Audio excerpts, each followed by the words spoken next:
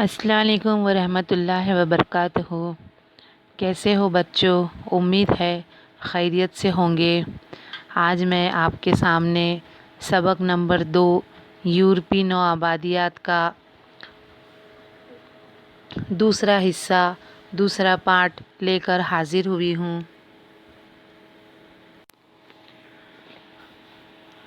ہم آج سبق نمبر 2 یورپی نو آبادیات کا یہ دوسرا پارٹ دیکھنے والے ہیں، اور اس میں ہم بر اعظم امریکہ جو ہے اس کے بارے میں معلومات حاصل کریں گے۔ اور یہ ہے بر اعظم امریکہ کا جنوبی حصہ۔ یورپیوں نے یہاں بھی اپنی نو آبادیات قائم کی اور یہاں کے لوگوں کو بھی انہوں نے غلام بنایا۔ لیکن سب سے پہلے ہم امریکہ کی کہانی دیکھیں گے۔ امریکہ کو کیسے دریافت کیا گیا، یہ ہم پہلے پڑھیں گے۔ تو امریکہ ایسا ملک ہے جو سپر پاور معیشت کے لحاظ سے ایک مضبوط ملک ہے،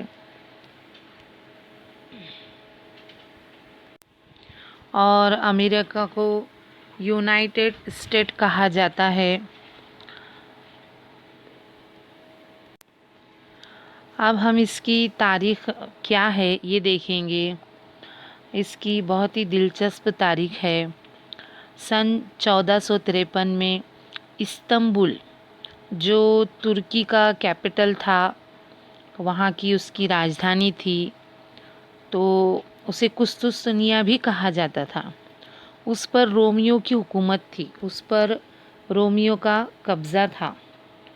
وہ رومیوں کی دارالحکومت تھی، اور سلطنت عثمانیہ نے اسے فتح کر لیا تھا، اور یہ جو مشرقی راستہ تھا تو اسے انہوں نے بند کر دیا۔ اب جو یورپی لوگ تھے ان کا ایشیا جانے والا راستہ بند ہو گیا تھا۔ انہیں یورپ کی جو ایشیا میں جو تجارت تھی وہ بند ہو گئی تھی، اور خام مال کے لیے تو انہیں وہاں جانا تھا۔ تو کیا ہوا کہ یورپیوں کے لیے لازمی ہو گیا تھا کہ کوئی نیا راستہ ڈھونڈے۔ تو انہوں نے کیا کیے کہ انہیں ایشیا تک تجارت کے لیے پہنچنا تھا، اور وہاں سے ان کو کم داموں میں خام مال بھی چاہیے تھا، کیونکہ یورپ کی جو نو آبادیات تھی وہ بر اعظم ایشیا میں بھی تھی۔ تو یورپ کا جو ایک ملک تھا اسپین، اور اس کا راجا تھا فریڈینینڈ۔ تو یہ جو فریڈینینڈ تھا اور ان کی جو ملکہ تھی ایزابیل، تو ان کے تعاون سے ایک اٹلی کا ملاح تھا، کرسٹوفر کولمبس، ہے نا، آپ نے نام سنے ہوں گے۔ تو یہ جو کرسٹوفر کولمبس تھا تو وہ ہندوستان کی تلاش میں اپنے بحری سفر پر روانہ ہوا، اور اس کو یقین تھا کہ اگر کبھی وہ مغرب کی جانب سفر کرے گا تو اسے ضرور ہندوستان مل جائے گا، کیوں کہ وہ جانتا تھا کہ دنیا گول ہے۔ تو اس طرح اس نے مغرب کی جانب اپنا سفر شروع کیا، اور وہ بھارت کی بجائے امریکہ پہنچ گیا،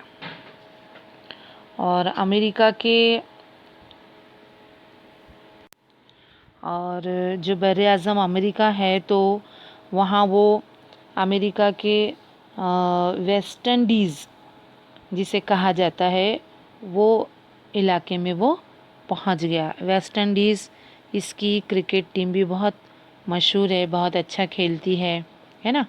تو یہ جو کرسٹوفر کولمبس تھا اس نے کیا کیا، امریکہ تک پہنچ کر امریکہ کی دریافت کی۔ اب اس کے بعد ایک اور ملاح تھا تو جس کا نام تھا امیریگو ویسیپیسی۔ تو یہ جو ملہا تھا اس نے بھی کیا کیا کہ امریکہ کی دریافت کے لیے وہ بھی نکلا، اور وہ وینیزویلا اس نے دریافت کیا، اور بعد میں پھر جب وہ اپنے تیسرے سفر پہ نکلا تو اس نے ایمیزون کا ڈیلٹا علاقہ دریافت کیا، اور یہ جو ملح تھا اسی کے نام سے امریکہ رکھا گیا۔ اس ملح کا نام تھا امیریگو ویسیپیسی، اور اسی کے نام سے امریکہ رکھا گیا۔ تو اس طرح سے یہ امریکہ کی تاریخ ہے، امریکہ کی کہانی ہے۔ اب یہ تو ہم پہلے پارٹ میں پڑھ چکے ہیں کہ یورپی نو آبادیات جو تھی وہ کیا کرتی تھی کہ کمزور ممالک پہ، کمزور علاقوں پر وہ اپنی نو آبادیات جا کر قائم کرتی تھی، اور وہاں کے لوگوں کو وہ غلام بنا لیتے تھے اپنا، اور وہاں سے وہ خام مال لیتے تھے، اور اپنی سیاسی جو تنظیمیں ہیں وہ وہاں قائم کرتے تھے، ہے نا، یہ ہم پہلے پڑھ چکے۔ تو اسی طریقے سے یورپیوں نے کیا کیا کہ امریکہ کے شمالی حصے میں اور جنوبی حصے میں دونوں جگہ اپنی نو آبادیات قائم کی۔ اب یورپی ملکوں نے انتہائی کمزور ملکوں پر اپنا اختیار قائم کرنے کے لیے نو آبادیات کو سیاسی غلامی کے گھڑے میں دھکیل دیا۔ اب یورپی نو آباد کار جو تھے انہوں نے کیا کیے کہ جو مقامی امریکی باشندے تھے ان کی زمینیں ہتھیا لی۔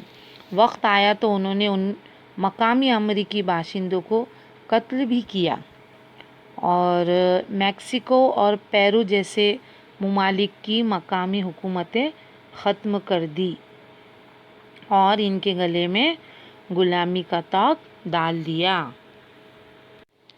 دیکھو یہ ہے میکسیکو، اور یہ جو ہے پیرو، آپ کو نظر آ رہا ہوگا، ہے نا۔ تو یہاں پر یورپیوں نے اپنی نو آبادیات، اپنی کالونیز قائم کی۔ اب یورپ کے جو دوسرے ملک تھے جیسے پرتگال اور اسپین، ان کا بھی دھیان امریکہ کی طرف آیا، اور انہوں نے بھی چاہا کہ اپنی بھی نو آبادیات امریکہ میں قائم ہو، اپنی بھی کالونیز امریکہ میں قائم ہو۔ اس لیے پرتگال نے بر اعظم امریکہ کے برازیل علاقے کو اپنی نو آبادیات چنا۔ دیکھو آپ کو نظر آ رہا ہوگا برازیل، ہے نا، دیکھو یہ برازیل ہے نا۔ تو یہ برازیل کو کیا کیا کہ پرتگال جو تھے، یورپ کا جو پرتگال تھا، انہوں نے اپنی نو آبادیات یہاں برازیل میں قائم کی۔ اور جو اسپین جو ملک تھا، یورپ کا ایک ملک، اس نے میکسیکو، دیکھو آپ کو نظر آ رہا ہوگا نقشے میں، تو میکسیکو پر اپنا قبضہ جما لیا۔ ان ملکوں میں سونے کے ذخائر دستیاب ہوئے، اور امریکہ کی زمینوں پر گنا اور تمباکو کی کاشت کرنے کے لیے اسپینی لوگوں نے کیا کیا کہ افریقہ سے اپنے ساتھ غلام لے آئے۔ تم کو ہم نے پہلے پڑھا ہے کہ یہ جہاں بھی نو آبادیات قائم کرتے تھے وہاں کے لوگوں کو وہ غلام بنا لیتے تھے۔ تو بر اعظم افریقہ میں بھی انہوں نے اپنی نو آبادیات قائم کی، اپنی کالونیز قائم کی، اور وہاں سے جو غلام لوگ تھے ان غلاموں کو یہاں امریکہ میں، میکسیکو میں لا کر ان سے زمینوں پر کاشت کروائی، کس کی؟ گنے کی اور تمباکو کی۔ پیرو، میکسیکو اور وینیزویلا میں سونے چاندی کے ذخائر دستیاب تھے، بہت یہاں پر معدنیات میں سونا چاندی اس کے ذخائر موجود تھے۔ تو اسپین نے اپنی توجہ زراعت سے زیادہ سونا چاندی حاصل کرنے پر مرکوز کر دی۔ اب اسپین نے جنوبی امریکہ کی پوری ساحلی پٹے پر اپنا اختیار قائم کر لیا۔ جنوبی ساحل پر فلوریڈا سے لے کر کیلیفورنیا تک کے علاقے پر اسپین کا قبضہ ہو گیا۔ دیکھو یہاں آپ کو نقشے میں نظر آ رہا ہوگا، ہے نا؟ تو یہاں پر اسپین نے کیا کیا، اپنا قبضہ جما لیا۔ اسپینیوں نے امریکہ کے ریڈ انڈینوں اور افریقہ غلاموں سے کھیتی باڑی کا کام لینا شروع کیا، اور کھیتی کے ساتھ ساتھ کانوں سے حاصل ہونے والی بے انتہا معدنی دولت بھی ان کے ہاتھ لگ گئی۔ اب اسپین نے اس علاقے میں اپنے کام کاج میں سہولت کے لیے گورنر نامزد کیے۔ اسپین کا بادشاہ ان نوآبادیات کا اعلیٰ ترین سربراہ ہوتا تھا، اور council of the East Indies نامی ادارے کے ذریعے اختیار چلایا جانے لگا، اور یہ جو کونسل تھی تو ان نوآبادیات میں تجارتی معاملات کی دیکھ ریکھ بھی کرتی تھی، اور ان نوآبادیات سے کچا مال اسپین لے جایا جاتا تھا، اور اس کچے مال سے تیار شدہ مال جو تھا وہ اسپین سے ان نوآبادیات کے بازاروں میں فروخت کے لیے واپس لایا جاتا تھا، کیونکہ کچے مال میں بھی یہ لوگ کم قیمت میں کچا مال خریدتے تھے، اور اسے اسپین لے کر جا کر اور اس سے تیار کر کے مال، جو تیار شدہ جو مال ہوتا تھا وہ واپس لا کر انہی نوآبادیات کے بازاروں میں بیچتے تھے۔ ان علاقوں میں سونے اور چاندی کی تجارت کے ذریعے بادشاہ کو بے انتہا منافع حاصل ہوتا۔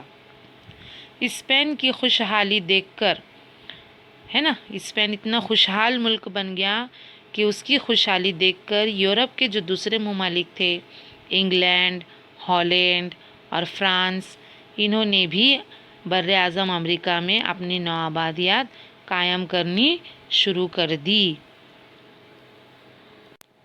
اب انگلینڈ جو تھا، تو انگلینڈ کی جو ملکہ تھی ایلزابتھ اول کے زمانے میں سمندری مہموں کی حوصلہ افزائی کی گئی، اس کے علاوہ نوآبادیات قائم کرنے کو بھی ترجیح دی گئی۔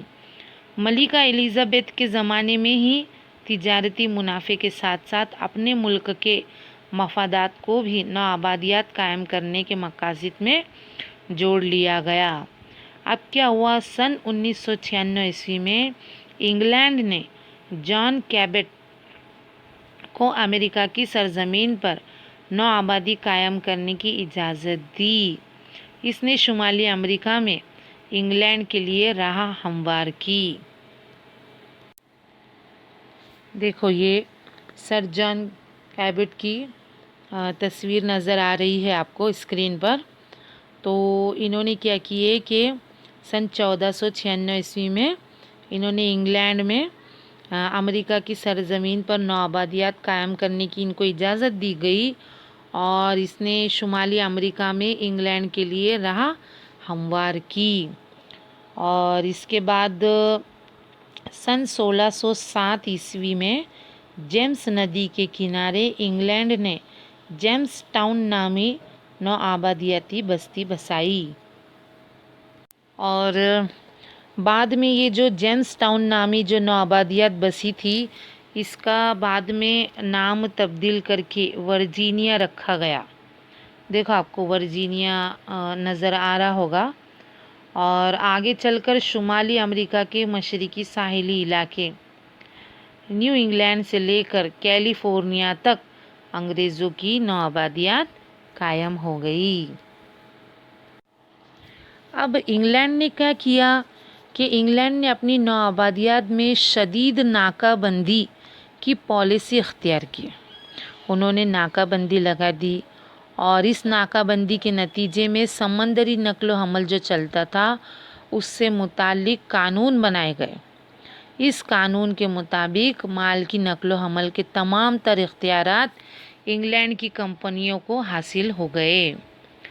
سن 1765 کے قانون کے مطابق انگلینڈ نے तमाम अहम अशिया पर स्टैम्प ड्यूटी लाजमी कर दी। देखो आपको स्टैम्प नज़र आ रहा होगा, तो ऐसा स्टैम्प लगाए बगैर कोई भी जो सामान था, जो भी माल था, जो भी अशिया थी, तो उसकी दरामदात बरामदात को क्या किया, उनको लाजमी कर दिया। तो नतीजे में अशिया की जो कीमतें थी उसमें क्या हुआ, इजाफा हो गया। अब ये जो स्टैम्प एक्ट के ज़रिए लादे गए टैक्स और अमेरिका में इंग्लैंड की जो नौआबादियात पर आयत की गई जो पाबंदियाँ थी, इसके खिलाफ सबसे पहले वर्जीनिया और मैसाचुसेट्स की नौआबादियात ने किया, एहतजाज किया। अब ये जो मैसाचुसेट्स का जो शहर, मैसाचुसेट्स जो था उसका एक शहर था बोस्टन, है ना, देखो आपको स्क्रीन पे नज़र आ रहा होगा। तो बोस्टन में 5 मार्च सन 1770 ईस्वी को बरतानवी फौजियों की गोलीबारी में कुछ लोग मारे गए।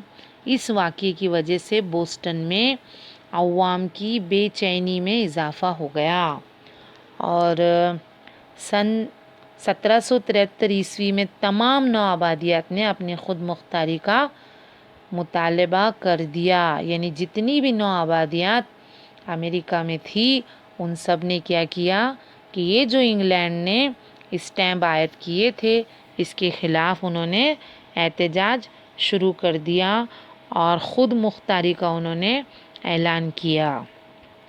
और बरतानवी पार्लियामेंट ने अमेरिकी नौआबादियात में चाय फ़रोख्त करने का ठेका ईस्ट इंडिया कंपनी को दे रखा था। ईस्ट इंडिया कंपनी का नाम सुना होगा ना बच्चों आपने। ईस्ट इंडिया कंपनी जो है हमारे हिंदुस्तान में भी कायम की गई थी। तो ये जो ईस्ट इंडिया कंपनी है यह अमेरिका की नौआबादियात में भी कायम थी और उसका जो ठेका था तो वो चाय फ़रोख्त करते थे और ईस्ट इंडिया कंपनी को दिया हुआ था इसका ठेका। तो अमेरिकी नौआबादियात के जो बाशिंदे जो इंग्लैंड से मुसलसल मुतालबा कर रहे थे कि वो इन नौआबादियात पर आयत पाबंदियों को रद्द करे और इन नौआबादियात को अपने मामलात बज़ाद ख़ुद चलाने की ख़ुद मुख्तारी दे। तो ये जो एहतजाज हो रहा था इसमें क्या हुआ कि इंग्लैंड ने जो ही मुतालबात से इनकार किया, इंग्लैंड ने मना कर दिया कि नहीं, हम जो हुकूमत चलाएंगे, जो इख्तियार रखेंगे वो आपको मानना पड़ेंगे। तो इन नौआबादियात ने इंग्लैंड से आने वाला माल का बायकॉट शुरू कर दिया। जो भी वहाँ से जो माल आता था, तो अमेरिका में जो नौआबादियात इन्हीं की बसी हुई थी, तो इन नौआबादियात ने उस माल का बायकॉट शुरू कर दिया और सन 1773 में बोस्टन की बंदरगाह पर अपने एहतजाज का मुजाहरा करने के लिए मकामी लोगों ने इंग्लैंड से आने वाली चाय की जो पेटियां थी वो समंदर में फेंक दी। और इस वाक़ये को बोस्टन टी पार्टी कहा जाता है। आज भी बोस्टन टी पार्टी के नाम से ये वाक़या मशहूर है। और इसी मौके की मुनासिबत से अमेरिका में बरतानवी नौआबादियाती कौंसिल यानी कॉन्टिनेंटल कांग्रेस की बुनियाद डाली गई। सन 1774 ईस्वी में फिलाडेल्फिया में नौआबादियात का इजलास मुनक्कद हुआ। इस इजलास में नौआबादियाती मुल्कों ने बरतानवी माल की दरामद बरामद की मुखालफत की और बरतानवी माल का इस्तेमाल न करने का फ़ैसला किया। आगे चलकर इन अमेरिकी नौआबादियात ने इंग्लैंड के ख़िलाफ़ ऐलान जंग कर दिया। अमेरिका में इंग्लैंड की 13 नौआबादियात ने मुत्तहदा तौर पर इंग्लैंड के इख्तियार से आज़ादी का ऐलान कर दिया।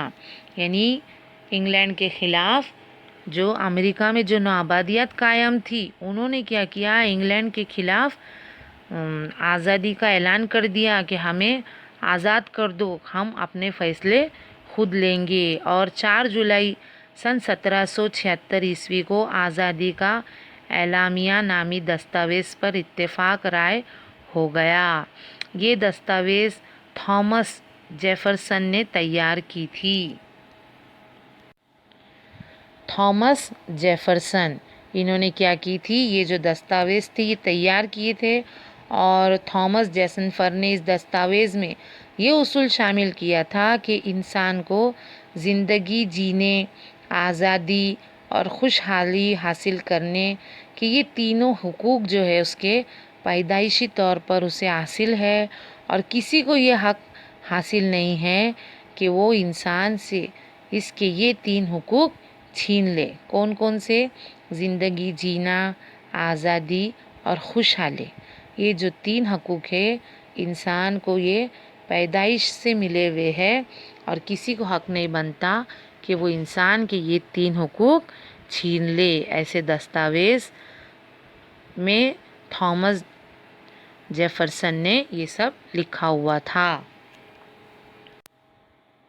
اس طرح سے یہ جو تھے تو تھامس جیفرسن نے یہ دستاویز، یہ اصول اس میں شامل کیا ہوا تھا۔ اب کیا ہوا؟ آزادی کے اعلامیہ شائع ہو جانے کے بعد برطانوی فوج اور ان 13 نو آبادیات کے باشندوں کے درمیان جنگیں ہوتی رہی۔ آخر کار سیراٹوگا کی جنگ میں برطانوی فوج کو فیصلہ کن ہار کا سامنا کرنا پڑا، اور فرانسیسیوں نے بھی کیا کیا؟ اس جنگ میں نو آبادیات، جو امریکی نو آبادیات تھی، ان کی مدد کی، ہے نا۔ سن 1779 میں اسپین امریکہ کی جانب سے میدان جنگ میں اترا۔ نو آبادیات کے سپہ سالار اعلیٰ جارج واشنگٹن، دیکھو آپ کو اسکرین پہ نظر آ رہے ہوں گے، جارج واشنگٹن نے انگریزوں کو شکست فاش دے دی۔ انگریزوں کے فوجی افسر لارڈ کارنوالس نے ہتھیار ڈال دیے۔ کس نے؟ انگریزوں کے جو فوجی افسر تھے لارڈ کارنوالس نے ہتھیار ڈال دیے۔ امریکہ آزاد ہو گیا۔ امریکہ نے دنیا کو یہ دکھا دیا کہ انسان کو حاصل قدرتی حقوق دینے سے انکار کرنے والے حکمرانوں کے خلاف جنگ کرنے کا حق عوام کو حاصل ہوتا ہے، اور راجا کے بغیر ملک کا اصول امریکہ کی جانب سے دنیا کو دیا گیا ایک اہم تحفہ ہے۔ امریکہ کے نزدیک واقع کینیڈا سن 1763 میں پیرس معاہدے کے مطابق انگریزوں کو ملا، اور انگریزوں نے بعد میں کینیڈا کو وفاقی حکومت کا درجہ دیا، اور انگلینڈ کی طرز پر کینیڈا میں بھی 2 ایوانوں پر مشتمل پارلیمنٹ تشکیل دی۔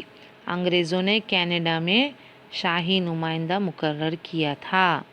تو یہ ہے امریکہ کی ہسٹری، امریکہ کی تاریخ، کہ کس طرح سے یورپی نو آبادیات نے ان پر آ کر قبضہ کیا، اور کس طرح سے جو امریکہ میں جو نو آبادیات قائم ہوئی تھی، کس طرح سے ان 13 نو آبادیات نے، ان 13 کالونیز نے واپس انگلینڈ کے خلاف، یورپ کے خلاف احتجاج کیا، اور خود کے اپنے حقوق مانگے کہ ہمیں اپنے خود کی آزادی دو، ہمیں خود کے فیصلے خود کرنے دو۔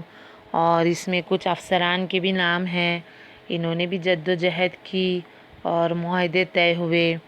تو امید ہے بچوں آپ کو یہ سمجھ میں آیا ہوگا، یہ جو پوائنٹ تھا اپنا امریکہ۔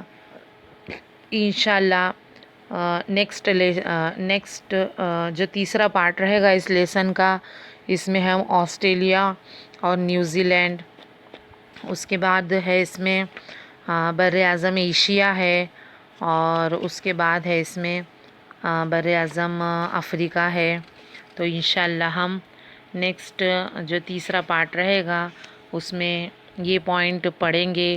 امید ہے آپ کو یہ سمجھ میں آیا ہوگا، امریکہ کا جو ایک پوائنٹ تھا اپنا وہ سمجھ میں آیا ہوگا، امریکہ کی ہسٹری، امریکہ کی تاریخ، امریکہ کی کہانی سمجھ میں آئی ہوگی، اور بوسٹن ٹی پارٹی جو تھی وہ بھی ایک مشہور واقعہ ہے یہ تاریخ میں، یہ بھی آپ کو سمجھ میں آیا ہوگا۔